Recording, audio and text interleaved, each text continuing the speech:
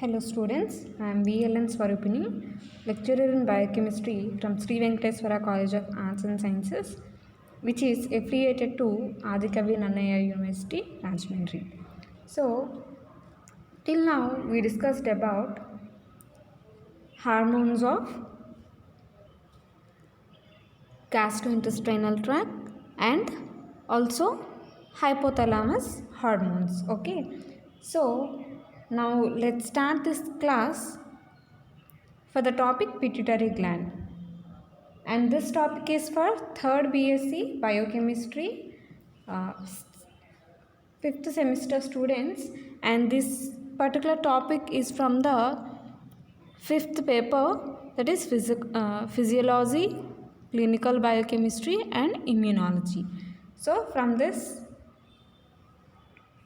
paper, from unit 2 endocrinology, let's start the topic pituitary hormones.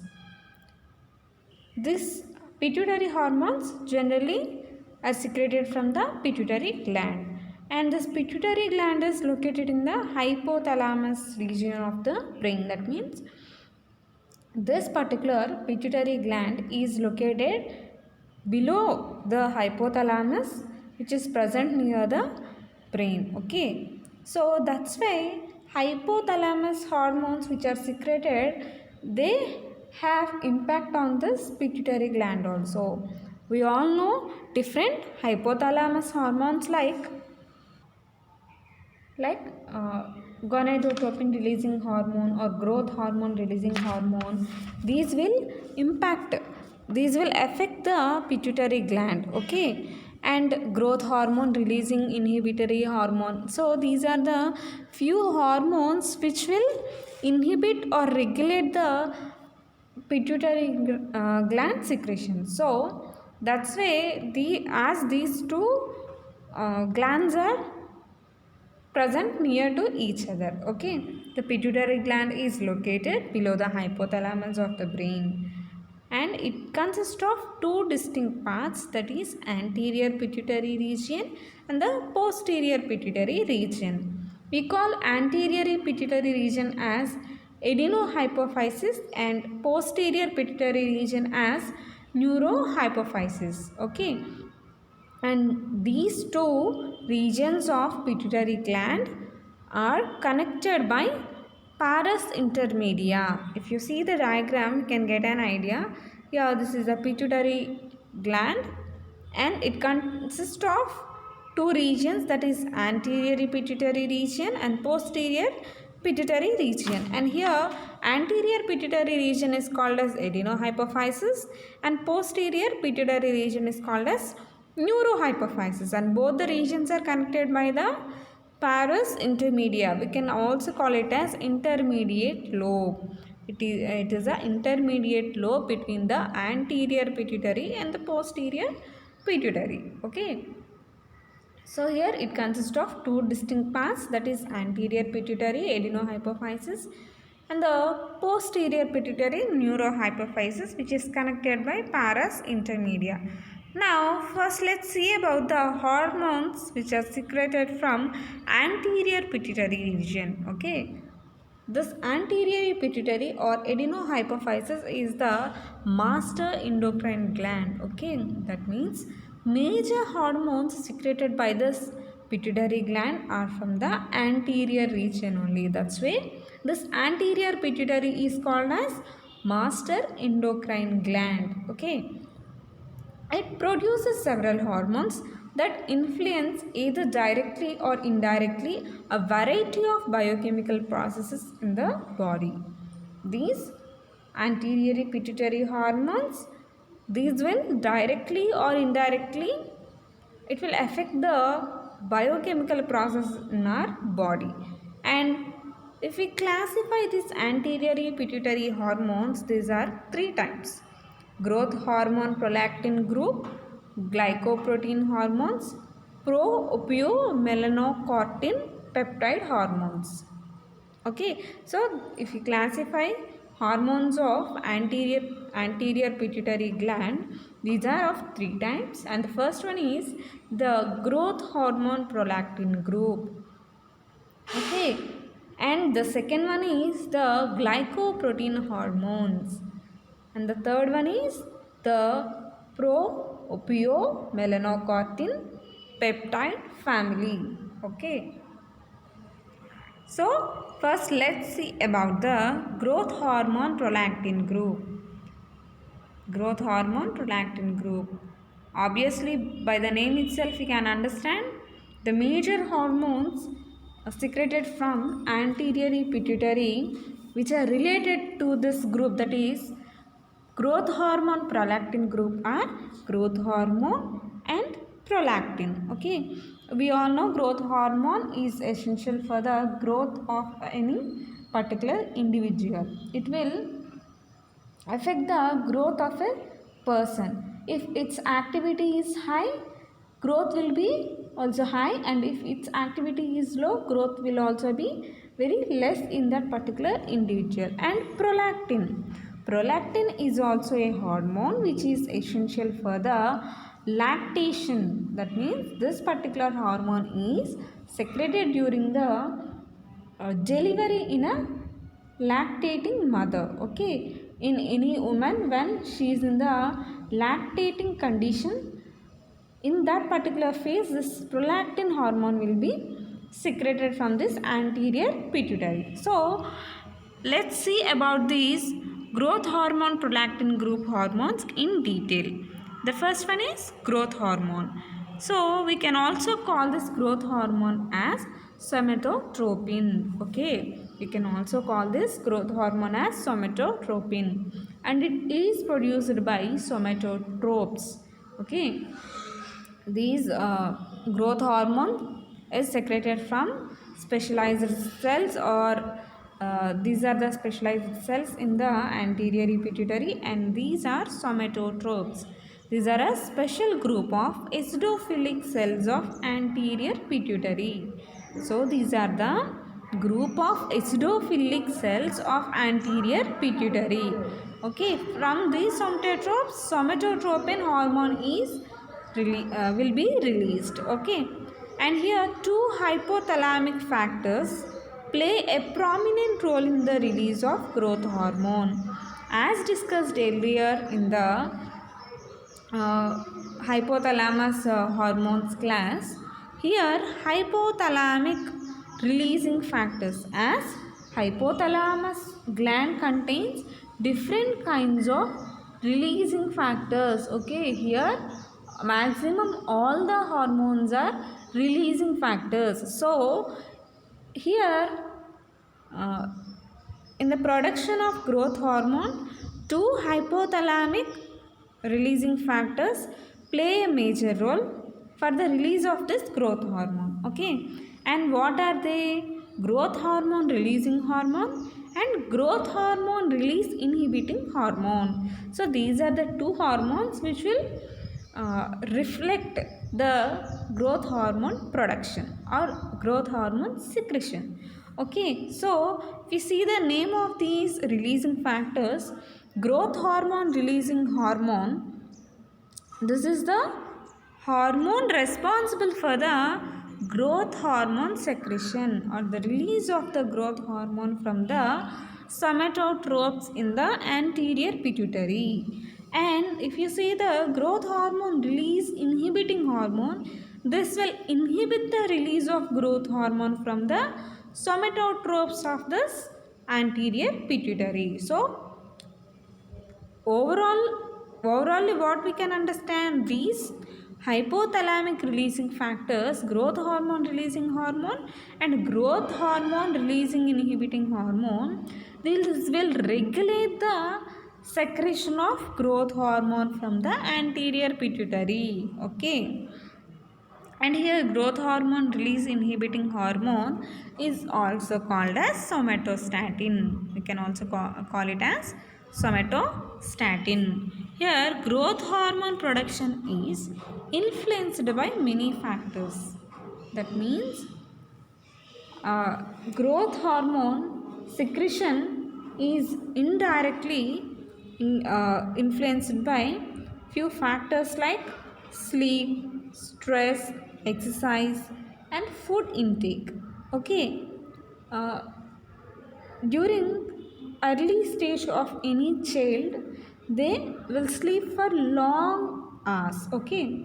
And our elders will also tell, let the child sleep so that the child can grow faster. So that means here sleep indirectly influence the growth of that particular individual, okay. And in mostly in children, why? Because children are in growing stage, okay. So if they sleep for long period, what will happen?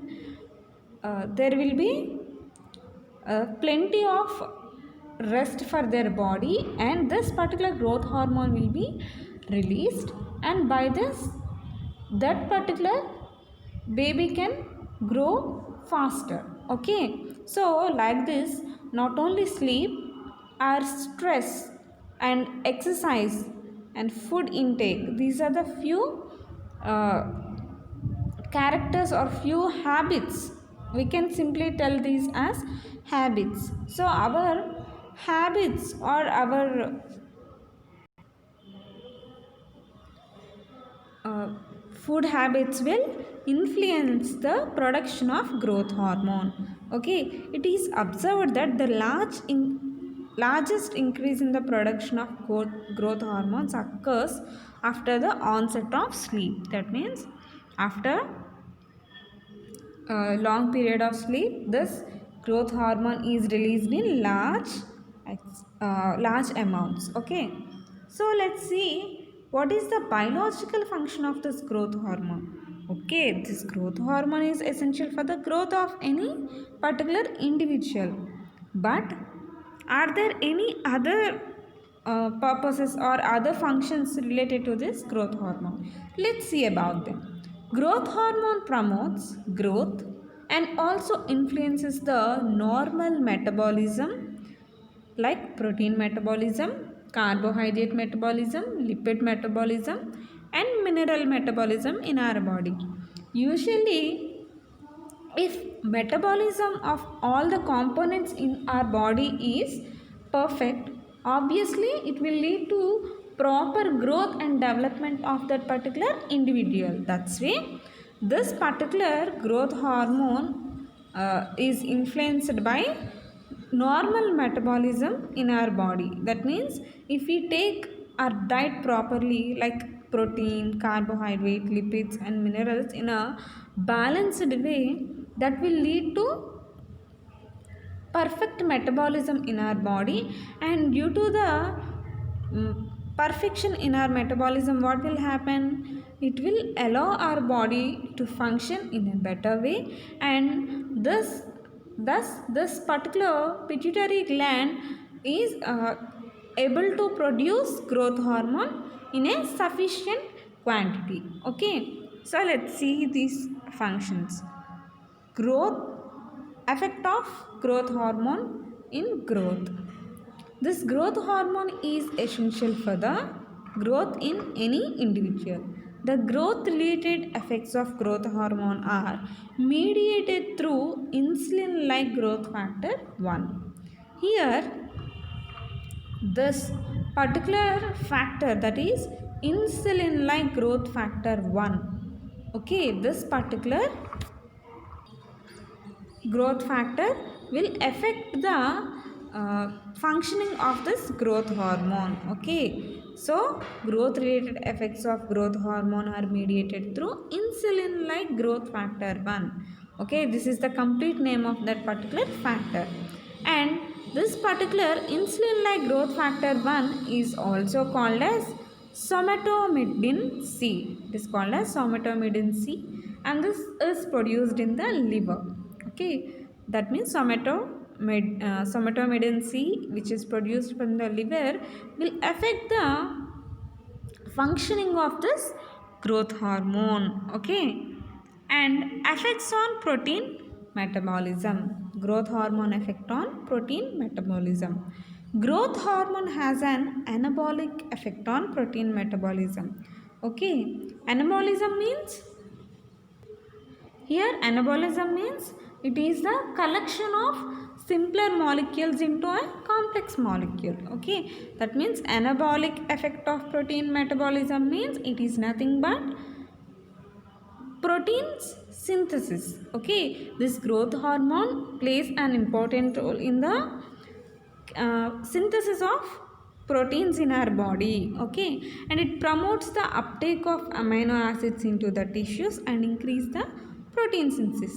So it will play an important role in the production of proteins.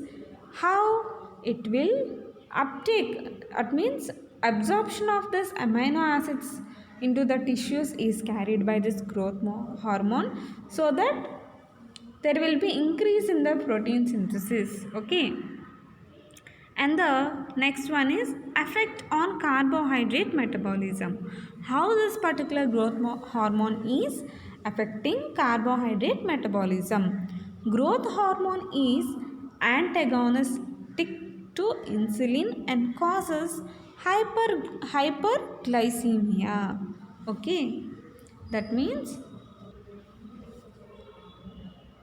it will regulate the insulin, which is responsible for the glucose transportation to cells, and by this what will it do? It will increase the gluconeogenesis process and will decrease glucose utilization and impairs glycolysis and reduces the tissue uptake of glucose. Okay, that means this growth hormone will ultimately decrease the uptake of glucose by increasing gluconeogenesis. Okay, and also it will decrease the utilization of glucose, and glycolysis process will also be stopped.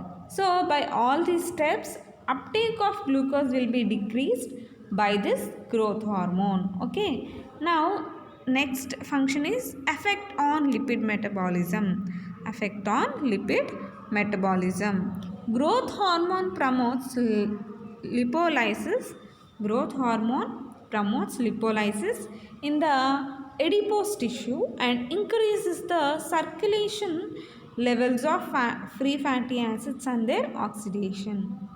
That means this will increase the lipolysis process in the adipose tissue. By this what will happen? Free fatty acids will be released from the lipids.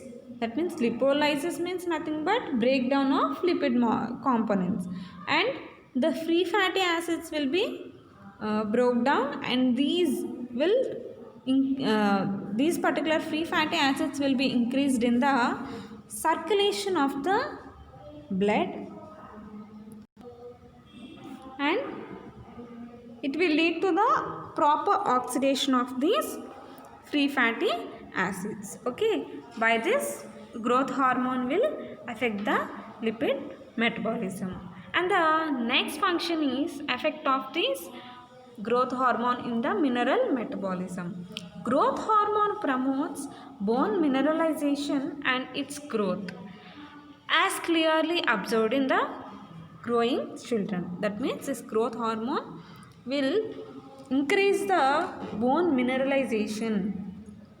Bone mineralization means for bone development, this particular growth hormone will help, and minerals like calcium, iron, these minerals are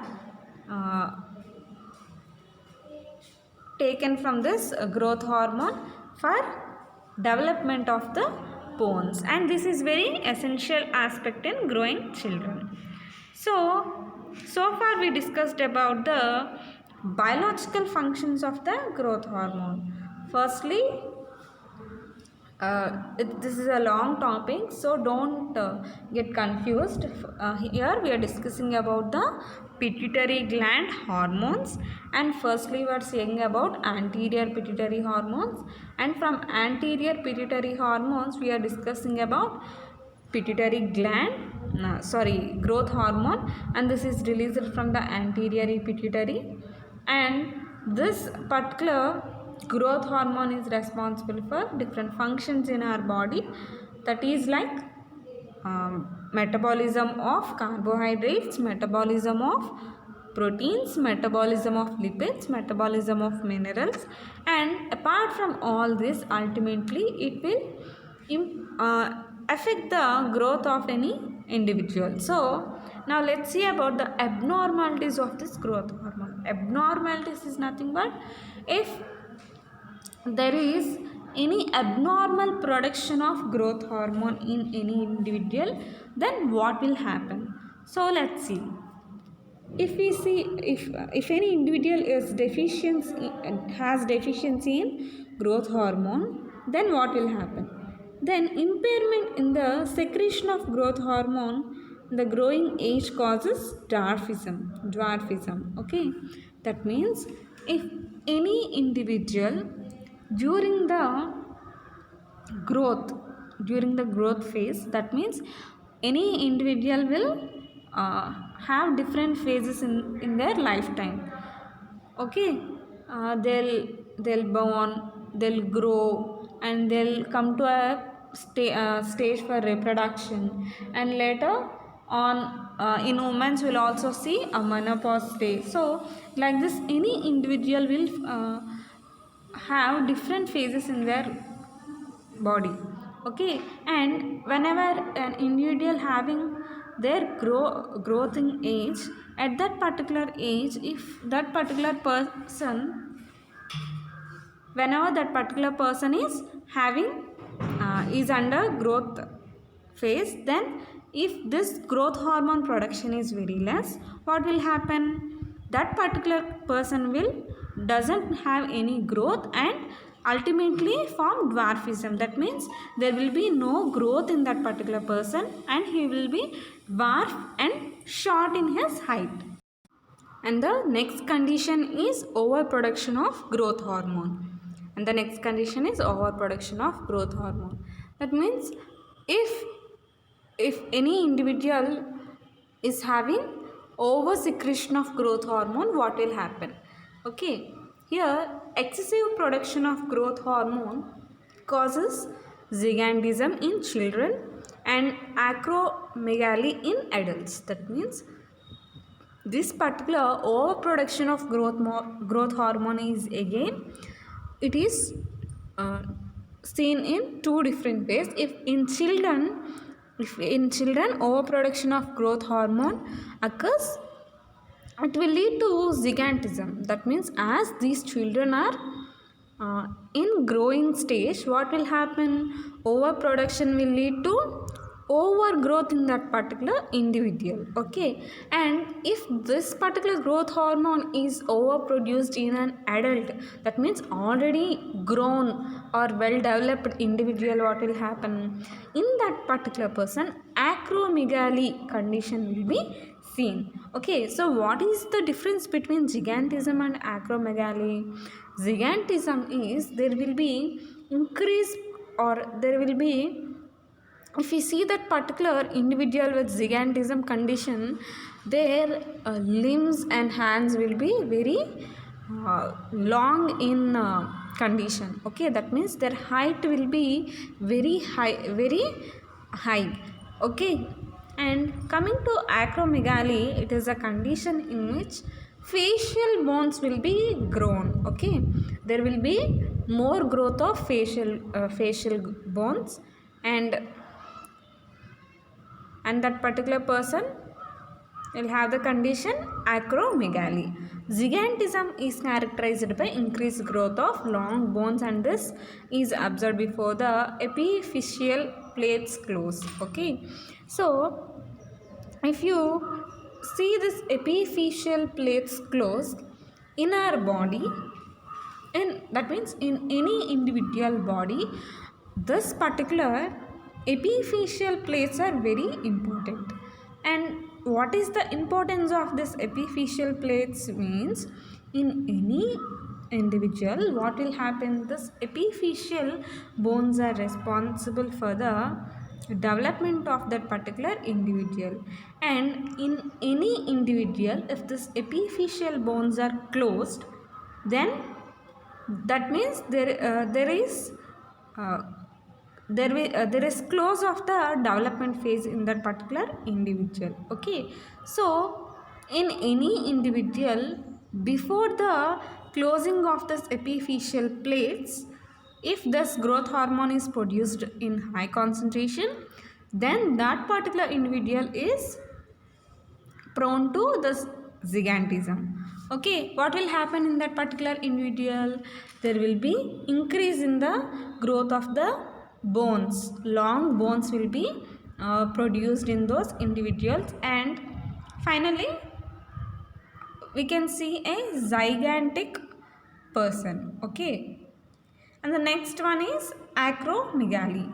This occurs after epiphyseal closure, epiphyseal plates closure, and is characterized by increase in size of hands and facial changes. Okay, in this person with acromegaly, we can find increase in the size of hands and facial bones. Okay, and by this enlarged nose and protruding jaws will be seen. That means their lower jaw will be very long, and also they'll have a large long nose. Okay, and excessive hair, thickening of skin is also few common conditions that we see in acromegaly persons. Okay, so these are the disorders or deficiencies of growth hormone production. Okay, these finally we discussed three disorders, that is dwarfism, gigantism and acromegaly. Okay, and the next hormone is prolactin. Prolactin we can simply regard it as PRL. We can simply denote it with PRL, and it is also called as lactogenic hormone. Lactogenic hormone or luteotropic hormone or mammotropin or luteotropin. So these are the few names that this prolactin consists. Okay, so anything is the same: lactogenic hormone or prolactin, luteotropic hormone, mammotropin hormone or luteotropin. So anything is the same. Okay, so now let's see about the biochemical functions of this prolactin. Biochemical functions of this prolactin. Prolactin is primarily concerned with the initiation and maintenance of lactation in mammals. So as discussed earlier, this prolactin is essential for the production and the initiation of the lactation in any individual. Okay, and this is concerned with the initiation and maintenance of lactation in mammals. Mammals means any individual who feed their offsprings with milk is they are regarded as mammals, and during lactation phase in any individual, this prolactin is essential. Okay, this prolactin increases the levels of several enzymes involved in carbohydrate and lipid metabolism. Okay, what this prolactin will do? It will increase the lipid and carbohydrate metabolism. Okay, prolactin promotes HMP shunt, increases lipid biosynthesis and stimulates lactose production in many glands. Okay, so by the action of prolactin, there will be increase in the HMP shunt, increase in the lipid metabolism, and it will stimulate lactose production in mammary glands. So lactose is the milk sugar. Okay, this milk sugar is produced in the mammary glands of that lactating mother. Okay, prolactin promotes the growth of corpus luteum, and this also called as luteotropic hormone. That's why this is called as luteotropic hormone, and this will stimulate the production of progesterone. Progesterone is also another hormone, and this we'll discuss this during the gonads. While discussing about gonads, we can see about this progesterone. So this progesterone stimulation is caused by this prolactin and by promoting the growth of luteum, this will stimulate the production of progesterone. Okay, so with this we came to an end with the first group of anterior pituitary hormones, that is the growth hormone prolactin group. Okay, so now let's start the second one, that is glycoprotein hormones. So there are few glycoprotein hormones which are produced from, that means secreted from, this anterior pituitary. So let's see about them. And there are 4 glycoprotein hormones in nature and possesses certain structural similarities despite their functional diversity. That means there are 4 glycoprotein hormones, and which means these are structurally similar and functionally they differ from each other. And these 4 glycoprotein hormones are thyroid stimulating hormone, follicle stimulating hormone, luteinizing hormone, and human chorionic gonadotropin.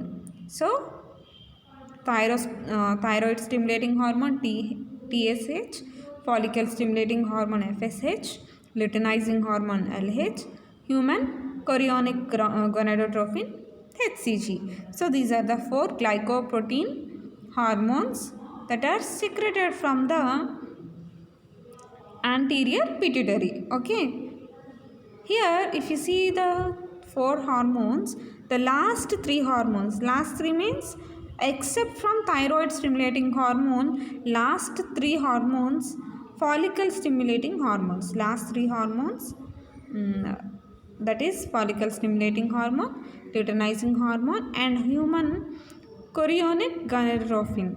These 3 are collectively called as gonadotropins.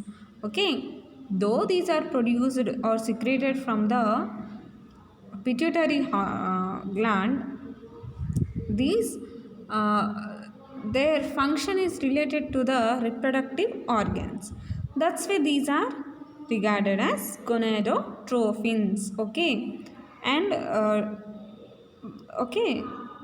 these follicle stimulating hormone, luteinizing hormone, human chorionic gonadotropin, these 3 are collectively referred to as gonadotropins due to their involvement in the functions of gonads. Okay, and the hormone HCG, that is human chorionic gonadotropin, is produced by human placenta and not by pituitary gland. Okay, this human chorionic gonadotropin is produced from human placenta and not from pituitary gland, but this is classified under this glycoprotein hormones here. Okay, so first let's see about the thyroid stimulating hormone. This thyroid stimulating hormone is a dimer with alpha and beta subunits, and it is a dimeric glycoprotein with a molecular weight of about 30,000 daltons. Okay, so thyroid stimulating hormone is a dimer with 2 subunits, that is alpha and beta subunits, and this is a glycoprotein with 30,000 molecular weight. And the release of thyroid stimulating hormone from anterior pituitary is controlled by the feedback mechanism. Feedback mechanism is nothing but if the concentration of thyroid stimulating hormone is high, then this will inhibit the secretion of thyroid stimulating hormone itself. Okay, and this involves the hormones of thyroid gland, that is T3 and T4. So this feedback mechanism is carried by the thyroid hormones T3 and T4. Okay, and this and also along with this T3 T4, thyrotropin releasing hormone of hypothalamus will also participate in the feedback mechanism of the thyroid stimulating hormone regulation. Okay, so this thyroid stimulating hormone is secreted from the anterior pituitary, and its secretion is balanced by thyroid glands like T3 and T4, and also hypothalamus hormone, that is thyrotropin releasing hormone. These three hormones will regulate the overproduction of this thyroid stimulating hormone. Okay, and let's see about the functions of thyroid stimulating hormone. Functions of thyroid stimulating hormone. The biochemical effects of thyroid stimulating hormone on thyroid gland are: it will promote the uptake of iodine from the circulation by thyroid gland. So what is the function here? It will promote the uptake of iodine from the circulation by thyroid gland. So in our body, the iodine plays an important role, and intake of proper iodine or balanced iodine is very essential. Okay, any component or any mineral or carbohydrates, proteins, lipids, any component, any biomolecule, if we take in a balanced way, it is very good for our health. So in this iodine case also, balanced intake of iodine is very essential for our health. Okay, so the iodine which is taken through our diet, this iodine is taken into the circulating system through the help of thyroid gland. Okay, and enhances the conversion of iodide to active iodine. Okay, so this iodine is converted into its active form, and this process is called as organification. This organification is caused and increases the proteolysis of thyroglobulin to release T3 and T4 into the circulation. That means ultimately this thyroid stimulating hormone is responsible for the release of T3 and T4 hormones from thyroid gland, and this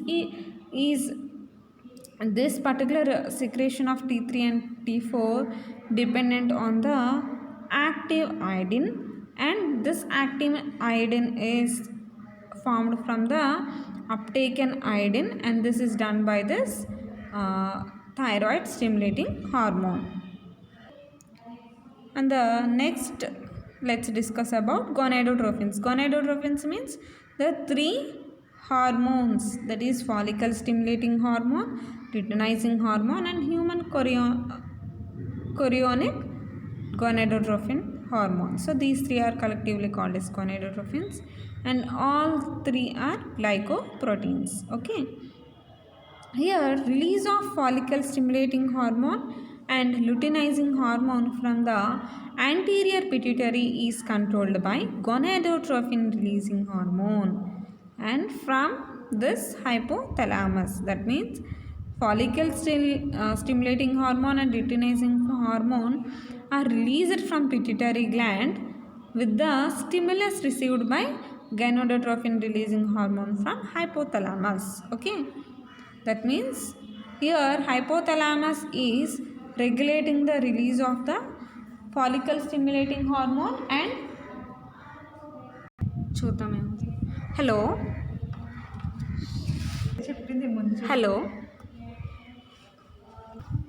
phone మాట్లాడు. And this follicle stimulating hormone and luteinizing hormone, these two hormones production is ultimately affected by the hypothalamus gland. That means this hypothalamus gland can influence pituitary gland production. Okay, and here biochemical functions of follicle stimulating hormone. So let's see what are the biochemical functions of follicle stimulating hormone. In females, follicle stimulating hormone stimulates follicular growth increases the weight of the ovaries and enhances the production of estrogens. What is the function of this follicle stimulating hormone? This follicle stimulating hormone is only seen in females and it will increase the follicle growth in the female. By the increase of this follicle growth, what will happen? Increase of the ovary weight or increase in the size of the ovary is seen, and by increase in this ovary size, what will happen? Estrogen production will be enhanced. Okay, so this is regarding function of follicle stimulating hormone in females. Now let's see about the function of this follicle stimulating hormone in males. This will stimulate the testosterone production. This is a hormone responsible for the male gonad, that is testis. So this will stimulate the testosterone production in testis and required for spermatogenesis. This particular process, spermatogenesis, is the process in by which production of sperms will be seen. Okay, and follicle stimulating hormone also promotes growth of seminiferous tubules. Okay, in these seminiferous tubules only process of spermatogenesis will occur, and the process of spermatogenesis and growth of seminiferous tubules are managed and regulated by this follicle stimulating hormone. And the next hormone is luteinizing hormone. Let's see the biochemical functions of this luteinizing hormone. This will stimulate the production of progesterone from corpus luteum cells.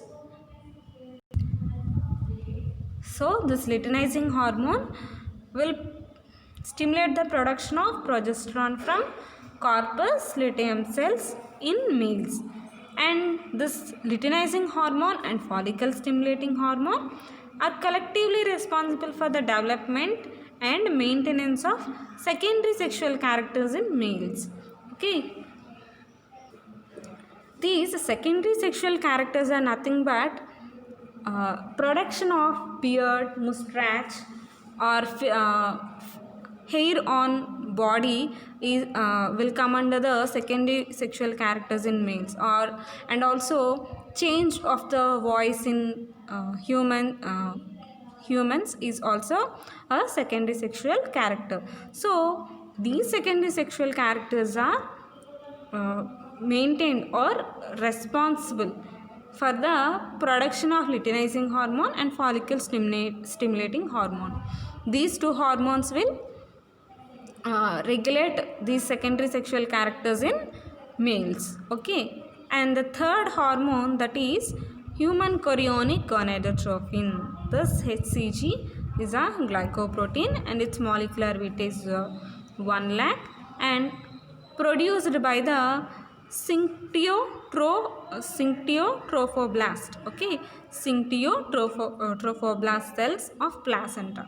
Okay, as discussed earlier, this particular hormone is not produced from the anterior pituitary. This is produced from placenta, but as this is a glycoprotein and has a gonadotropin characteristic, we are discussing this point here. Okay, and the structure of HCG is closely related to the luteinizing hormone, and the levels of human chorionic gonadotropin in plasma and urine increases almost immediately after the implantation of fertilized ovum. That means this particular HCG is also responsible for the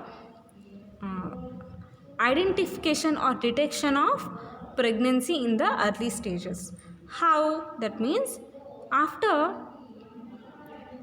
fertilization of the ovum, what will happen?